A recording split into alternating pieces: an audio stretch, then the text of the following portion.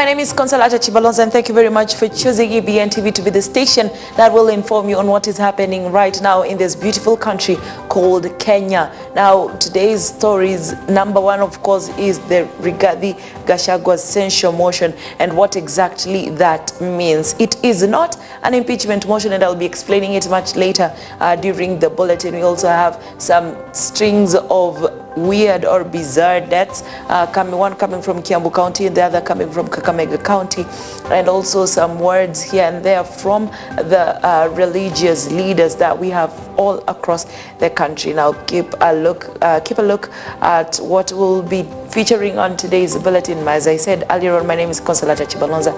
In a few, the full scope.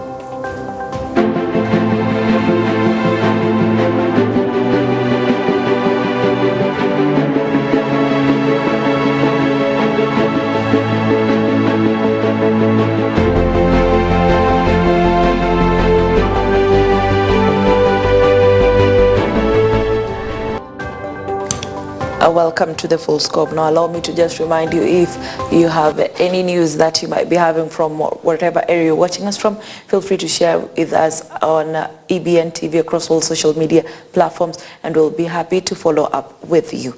Welcome. Starting us off, the political wars facing Deputy President Rigathi Gachagua took a different turn today, with Tana River Senator Danson Mungatana filing a censure motion against the number 2 in command. Mr. Mungatana filed the motion with Senate Speaker Amason Kingi, accusing Mr. Gachagua of conducting himself in a manner that does not benefit the stature of the office of the Deputy President. The lawmaker has taken issue with what he terms as Mr. Gachagua's regional focus, yet he is a member of Kenya's presidency and shall focus on and serve the entire country. A censure motion is a formal statement of disapproval or condemnation passed by a legislative body such as a parliament or Congress against a member of or the government. It is used to criticize an individual, a group, or the government for their actions, policies, or conduct without necessarily removing them from office. Now, meanwhile, leader of the majority in the National Assembly, Kimani Ichung'wah, has denied claims of the impeachment motion against Deputy President Rigathi Gachagua, dismissing them as false. Speaking over the weekend, Ichung'wah accused Gachagua of fabricating the reports to gain sympathy and political advantage. As a leader of majority, I can tell you there has never been any impeachment motion against the Deputy President. That has been his creation, and those that he walks around with is a sympathy-seeking gimmick to try and incite people from the Mount Kenya region, and more so against members of parliament. If you keenly listened to him yesterday, he passed a veiled threat to the people of Kenya when he said that even an impeachment motion would cause political instability. Or rather, he framed it that it's about the stability of the nation, political stability of the nation. What he actually meant is that he is trying to threaten, should there be one, that there will be political instability. The kind of political instability, as I said yesterday on Twitter, that they instigated on the 25th of June, 2024. That is a threat, the veiled threat he intended to pass on to the people of Kenya, that he will cause political instability should there be an impeachment motion. But for the record, there has never been. I am yet to see one. I was last in Parliament on Tuesday, the whole day. There was no impeachment motion. No member of Parliament has ever proposed, even to collect signatures. So it's only the Deputy President who has been speaking about his own impeachment. Probably he's calling for it. I do not know. He might be calling for it. Or he might be imagining that if it comes, he can incite one region of our country against parliament and against members of parliament, because that is a fear he has been trying to sell. That is why I said I have put my chest forward to defend the rights of all members of parliament as their leader, because nobody, not the president, not the deputy president, should ever imagine that they can intimidate members of parliament from doing what they ought to do. Still on the same Uasin Gishu, women representative Gladys Shilei became the latest high-profile leader to openly declare intentions to impeach Deputy President Rigathi Gachagua. Shilei, while speaking at a function in Uasin Gishu County on Monday, September 23rd, boldly put the Deputy President on notice, saying she was willing to spearhead the impeachment motion. Amajegeyan tugulgele magiyo nichi kochesa ne Arab Ruto iwezekani. Wale Rigathi Gachagua mimi mwenyewe nitakupeleka nyumbani. I am putting you Rigathi Gachagua on notice. You are going to be impeached. I can confirm that to you today, and I shall be in charge of that impeachment myself. So Gachagua gole kumije bamure no Uasin Gishu County magitwa ya Arab Ruto. And for those who have not understood, you know, they here at home they call me Cheba Muren, Iron Lady. So I'm telling them, don't worry, no one can touch Ruto when I am there. So sasa amecho waungane mkono amu iwezekani hiyo disrespect ilifanyikana. Rigathi Gachagua, you have been very disrespectful of the president. You have committed gross insubordination. You have violated the National Cohesion Act because you are busy preaching tribal politics. You have committed enough offenses, and now we have said enough is enough. We will send you home, or you resign by yourself. If you don't want to be you don't respect your president, then go home, resign. We don't need you. So asanteni sana, Mungu awabariki. Sitarudi Nandi County kuongea nisi. At the same time, Kimilili MP Didmus Baraza has opposed his colleagues in the Kenya Kwanza government who denied their plans to oust Deputy President Rigathi Gachagua, saying that by December, Gachagua will be history. The Kimilili MP said that MPs now have enough courage and will put their threat to send him home into action. Rigathi Gachagua impeached himself 1 year ago. Juzi amesema sisi wabunge tumenunuliwa, ajitupeleka yeye nyumbani. Hakuna mjumbe ambaye amenunuliwa. Parliament of Kenya, the National Assembly, tumepata ujasiri kutoka kwa vijana wetu wadogo wale wa Gen Z, vile walikuja wakaingia bunge la kitaifa. Sisi pia bunge la kitaifa tumeamua, tunakuwa huru, tumeamua kutetea demokrasia ya Kenya, tumeamua kupigana na maneno ya ukabila Kenya hii, na tumesema kabla mwaka huu ikwishe, Rigathi Gachagua, the Deputy President of the Republic of Kenya, atakula Christmas akiwa raia wa kawaida, ndio aendelee na maneno yake ya ukabila huko kwa kijiji yake huko. Huyu Rigathi Gachagua, huyu naibu rais huyu, ameenda kwao huko Karatina akafanya mkutano. Akaanza kusema ati Moses Wetangula hafai kuwa Speaker of the National Assembly ati kwa sababu watu ya Bungoma hatukupiga kura ambayo inalingana na cheo hiyo, nafasi hiyo ya Moses Wetangula. Akasema vile vile kwa Musalia Mudavadi, mimi naambia watu ya Bungoma, kuna maneno mingi ambayo tumesukuma kwamba serikali hii ifanye, ikiwemo Nzoia na miradi ya barabara mingi ambayo ilikuwa imekwama. Mwenye alikuwa anazuia maendeleo hiyo ya Bungoma isikuja hapa ni Rigathi Gachagua, na sisi wabunge wa Bungoma tumeamua kuungana wabunge wengine Kenya kuhakikisha kwamba Rigathi Gachagua anakula Christmas kwa nyumba yake huko Karatina akiwa mwananchi wa kawaida. Hata chifu atakuwa na nguvu kuliko Rigathi Gachagua. Philosophy ya Rigathi Gachagua ati kama era yako haikupigia kura nyingi serikali hii, sasa wewe ati hauna akili ya kuendesha serikali hii. Hata wale watu kutoka Nyanza ambao tumeleta kwa serikali juzi, those are Kenyans who are qualified to serve our country as ministers.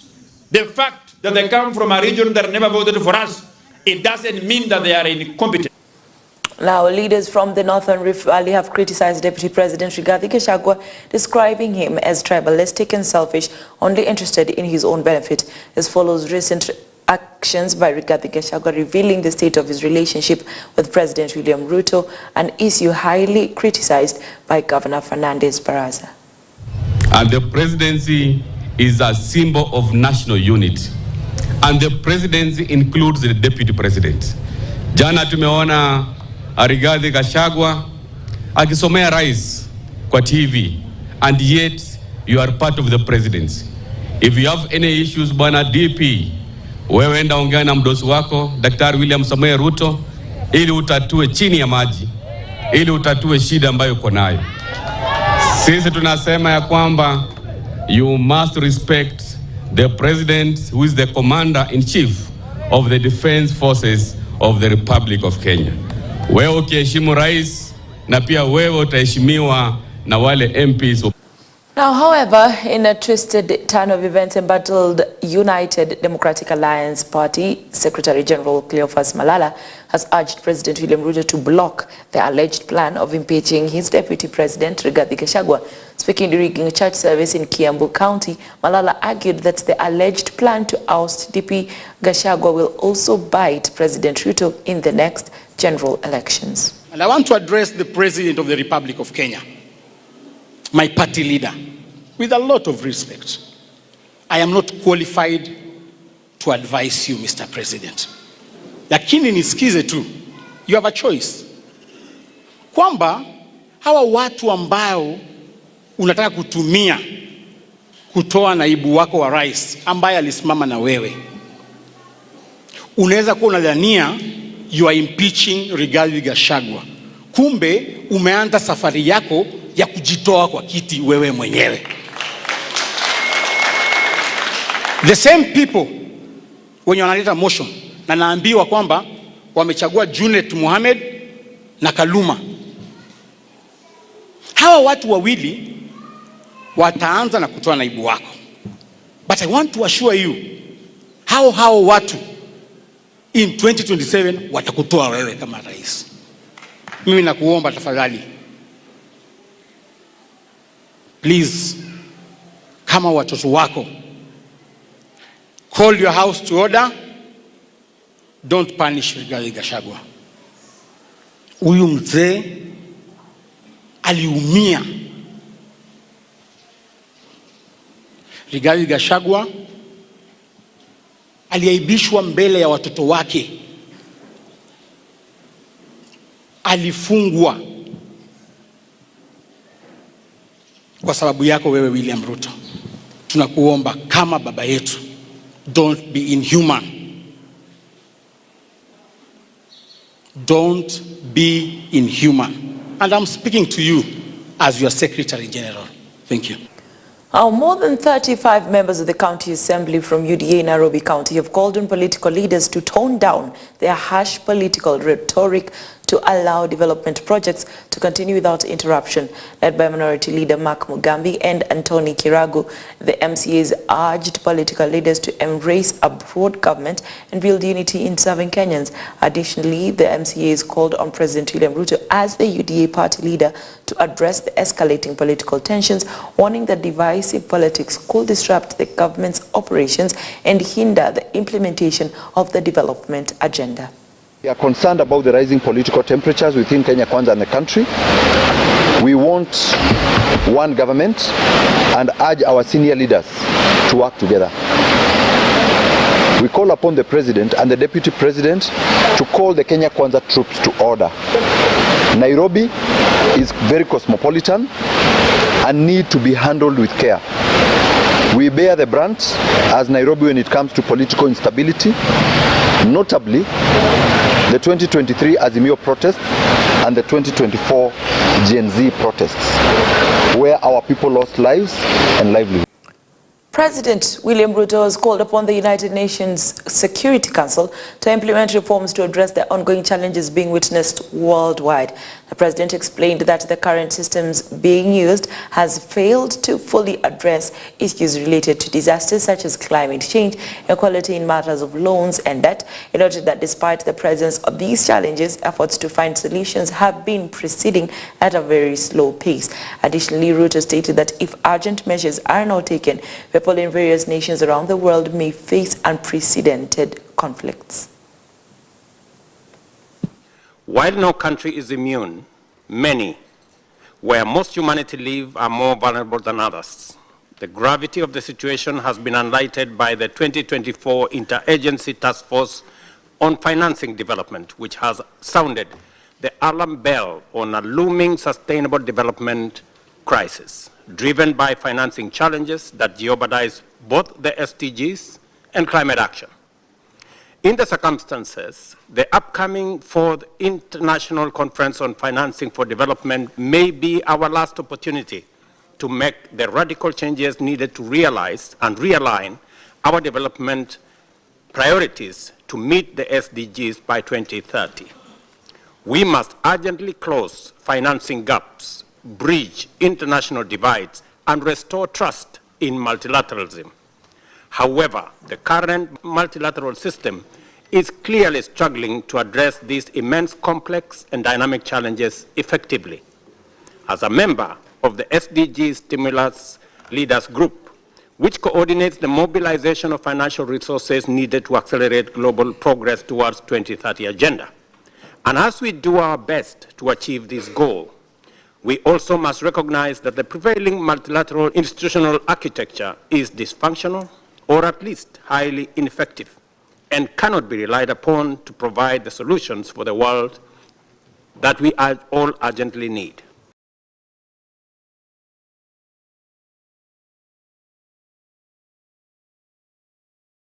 Now, still on the same, President William Ruto called for bold reforms in the United Nations Security Council to tackle the rapidly evolving global challenges. The president made these remarks at a United Nations meeting held in New York, United States of America. The Secretary General's 2024 SDG report paints a dire picture.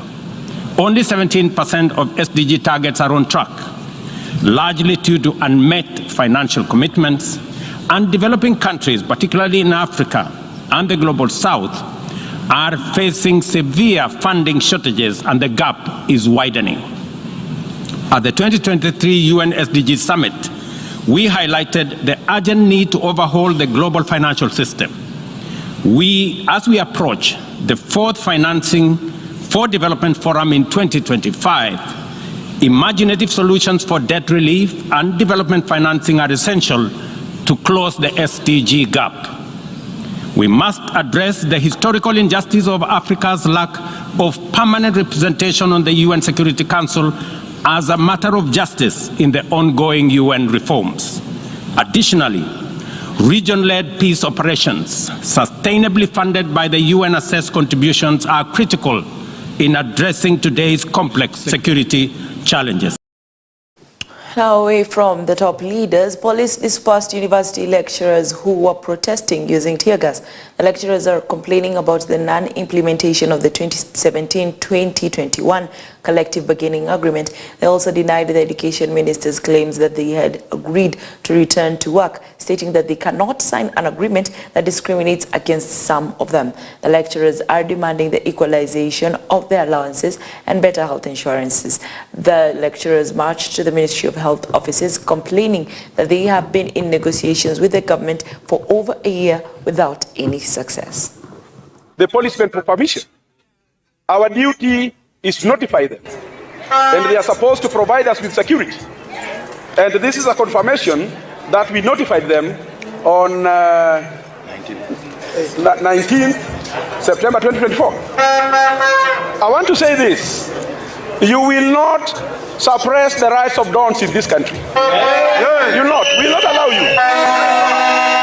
The freedom you are enjoying, people died for it. And I want to say, as academic staff and university staff, our rights will not be trampled upon. Tell them. I want to make it clear to the CS, Minister of Education, my senior Ogamba, CBAs are not negotiated through letters. I saw a letter circulating in the media purporting that we have reached consensus. How do you expect us to go and negotiate on retirement age? Retirement age is guided by policy. So if universities have failed to implement the policy directive that requires dons to retire at 74 years, then you cannot purport that we have negotiated and agreed. I saw you are alleging that we have agreed on car loan and mortgage. From where you sit as the CS Minister of Education, how much have you allocated for that car loan and mortgage? You expected us to sit and agree on the rubrics.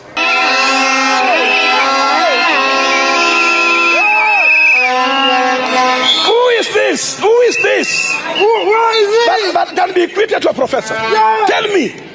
Nobody. I want to say this, colleagues. Kumbe, you don't know what. Tell them. The University Academic Staff Union, the way you are seeing, they have said no. They will say no wherever. And I want to impress upon you, we are not budging. It might get hotter. It might get hotter. Security officers in Kiambu County are continuing investigations to determine the cause of an incident where the body of a man was found hanging from a tree with his hands tied, a sign the police say indicates he may have been killed elsewhere and his body brought to that location. This incident has raised many questions from local residents, wondering how a middle-aged man could have tied his own hands and hanged himself. Additionally, residents have expressed concerns over the increasing insecurity in the area, particularly in regions like Ndumbiri, Cemetery, Turitu, Kanunga, Dumeri Town, and Ngegu. Currently, the residents of Kiambu County are calling on the county leaders, including Member of Parliament Gachagua, to take quick action to enhance security within the area. Wameuliwa hapa kwetu hapa Kangoya hapa karibu na Riara Catholic. Sasa asubuhi tumeitwa kwa nyumba tukaambiwa kuna mtu ameuawa. Sasa tukateremka kumuona. Wale watu, hii area imekuwa baya sana sababu kuna watu kadhaa wameuliwa hapa, kama watu 3, 4, na wengine wanapigwa kila siku, wengine wanadugwa na visu wakienda kazi, wengine wakienda shule. Watoto wa shule hapa kuna shule 3, Riara Primary, Riara Loreto Primary, na hizo shule bado tunasikia tuko na uoga sana sababu ya hizo shule, watoto wakienda shule bado wanakutana na wakora huku chini. Shida yenye iko huku, acha tuseme mauaji imekuwa kwa wingi, watu wameuliwa kama kinyama. Pande ya Kangoya shida imekuwa isaidi ya Riara, kutokea hapa juu mpaka kwa shule. Tukienda kazi lazima mwende mkiwa wengi, kati yenye sio usiku sana. Mtu 3 ameuliwa hapa. Ameachiliwa mwenye alifanyia kitendo. Huyo mama alikuja, alikuwa anaenda job kitu saa 1:30 ya asubuhi, akakuja akadunga na visu na tukapata kisu wakati yenye watu walikuwa tu wanafyeka huko. Ni baba kijana, lakini ako na bibi, ako na watoto. Sasa hawa watoto wataenda wapi? Watoto wakiachwa na baba yao na namna hiyo, hawezi kwenda kwa mto ama wajiwe na wao. Hasa hii ni shida tunaongezwa katika jamii. So tunasema lazima tuchunge na watu wote, hata wale wanaandikana makazi. Chunguzeni na muone ni watchman gani hapatikani, ako wapi, ama watu wa bodaboda, because huyu mtu ako na blanketi, ako na jacket, ako na masweta, ni kama mtu alikuwa anafanya kazi wakati wa baridi na sasa hayuko. Hii ni hasara. Hii si mpango ati ya Mungu alikuwa amepanga hii. Mungu ndio anaitana, lakini kwa hii tunasema sio watu tunasemanga ni Mungu alipeana, ni Mungu ameita. Hapa sio Mungu ameita. Now, residents of Shibuli village in Lurambi constituency, Kakamega County, are living in fear following incidents where the bodies of women have been found dumped in the area near the Lusumo River. The latest incident involved the body of a girl over 22 years of age, which was found yesterday morning on the riverbank. It is claimed that the bodies of women have been found in the area with the locals, suggesting that the girls might have been killed elsewhere and their bodies wrapped in sacks and dumped there. Last month, 2 bodies were found, one near the river and another a few kilometers away, both wrapped in sacks. The body found yesterday has been preserved at the Kakamega County Referral Hospital for identification and further investigations into the cause of death. Tumeshangaa tumepata mwili ya mtoto msichana kwa maji, na tumeshangaa kabisa watu wenye wanafanya hii kitendo hatujui ni watu wakani. Sio cha kwanza, ni karibu 5 hivi tu tukisikia, tukipata tu wasichana wameuawa, sana sana ni watoto wasichana wenye wangali wachanga. Tumefunga watu zaidi ya 5-6 kwa hali kama hii. Ikaja kama kawaida nikamfunga kwa sababu maji wakati inaenda chini kuna uwezekano wa yeye kwanza kwenda na maji. Kulingana na huyu tumefunga watu wengi, lakini huyu tunashaka kulingana na kifo chake kwa sababu mahali amepatikana si kawaida. Nilishauri wananchi tuweze kuwa waangalifu, hasa wakati wa usiku, wakati kuna matanga, shughuli ya disco matanga. Najua huenda ni njia moja kati ya zile vijana wanahusika, watoto wa shule, wanawake, kwa sababu nimeona ni wanawake tu ndio imekuwa ni shida. I do hope for justice in those cases. Now, religious leaders from various parts of the country continue to oppose the bill presented in Parliament aimed at regulating churches and even imposing more taxes, a matter that has raised concerns among churches across the country. The bill, which has so far been read in Parliament for the second time and may be expected to be read again if passed, will see some of the approved clauses further oppress the management of churches and preachers across the country. Tulete mtu ambaye ni mwalimu kuja umlete awe ndiye anakuja kusimamia mambo ya kanisa. Mchungaji ambaye an active bishop, an active pastor, ile ana kanisa, yeye ndiye anajua mzigo huu. Lakini tukilete mzigo eti iwe ni mtu mwingine anakuja kutuangalia, hiyo itakuwa ni ngumu. Kwa hivyo mimi mwenyewe ningeomba serikali ifikirie, kwa sababu hata kwa bunge MP, senators wengi wao karibu 90% ni washirika wetu. Si wangekuja waulize baba zao tunataka nini? Tumeona ile bill ambayo imetolewa na ile commission, tumeona sio nzuri, na tunamuuliza Mheshimiwa Rais wa Jamhuri ya Kenya, Daktari William Samoei Ruto, aangalie tena zaidi, kwa sababu ile commission ilikuwa wengi wao ni watu ambaye sio active pastors, wengine hata wameretire kwa huduma, na hatuwezi kubali pia wafanye watu makanisa zote ziritaya. Jambo hili la kutoza ushuru kwa makanisa ni jambo ambalo tunaona kama kanisa na kama wahubiri inatukera sana, kwa sababu kanisa wanafanya kazi ya kusaidia jamii, na mapato ambayo tunapata pale kanisani sio mapato ambayo ni ya kibiashara, na tunaona kwamba hili ni jambo ambalo halijawahi fanyika katika nchi hii, na kama itakuwa ni mara ya kwanza kufanyika itakuwa ni jambo ambalo sio nzuri sana. Pendekezo letu ni kwamba serikali, rais wetu Ruto akatupilia jambo hili mbali, asije akapata sifa mbaya na makanisa, kwa sababu serikali hii iliingia uongozini katika hali ya kusaidiwa na makanisa. Tunashangaa kwa sababu public participation ya hii mswada haijafanywa. Sisi kama wahubiri hatujaulizwa swali kama lile. Kwa hivyo iwapo itapita kisheria, of course tutaenda kotini, kwa sababu sisi ni watu ambao tunalinda sheria. Mambo ya Shakahola ni ya Shakahola, na mambo ya Shakahola haiwezi kuletwa kwa kila mtu. Kama vile kunaweza kuwa na mwizi pahali, watu wote hawawezi kushikwa wakiambiwa ni waizi. Some evangelical and Pentecostal bishops met and discussed the bill currently before the National Assembly that could see churches paying taxes, among other regulations.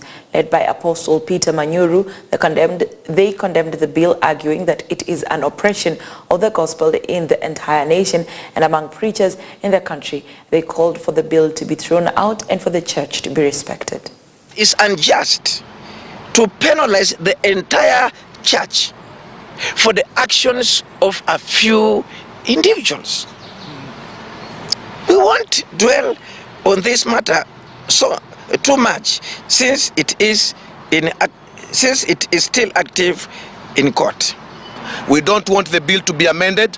We want the bill to be dropped, completely dropped, and we demand the church should be respected. Sio tafadhali. the church must be respected. And I want the government to know the church can exist without the government, but the government cannot exist with. Away from the clergy, the national government has launched the construction of a power plant in Bumula constituency, Bungoma County, where a total of 132 houses will benefit from the project free of charge. The project is expected to be built in the Lumboka area. And this is a report that was done earlier on. We shall get it maybe in our preceding bulletins now. However, an operation has been launched to capture man-eating hyenas in Juja constituency, Kiambu County, and wildlife officers have been dispatched to remove them from residential areas. This comes after more than 10 people were reported killed by these hyenas, posing a significant security threat to herders and farmers in general. Special teams have been sent to ensure security and return the hyenas to their natural habitat.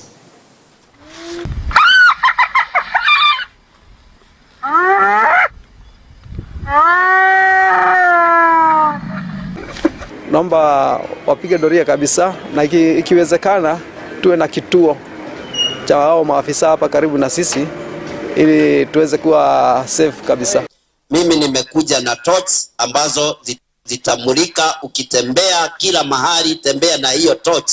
Hizi torch ambazo sio nyingi, haziwezi toshea kila mtu. Nikija nazo tunapatia wazee, tunapatia wamama wale wanatembea usiku, ndio angalau usitembee ukiogopa. Kufikia sasa fisi zaidi ya 60 wameweza kushughulikiwa katika eneo hili. Wengine tumeweza kuwakamata, wengine tumeweza kuua, na pia wengine tumeweza kuweza kuwatoa hapa na kupeleka katika sehemu zingine. And the story of the hyenas mark the end of EBN TV Prime Edition. My name is Consolata Chibalonza. Thank you very much for being with us from the start to the very end. I do wish you a good night, and until next time, God bless.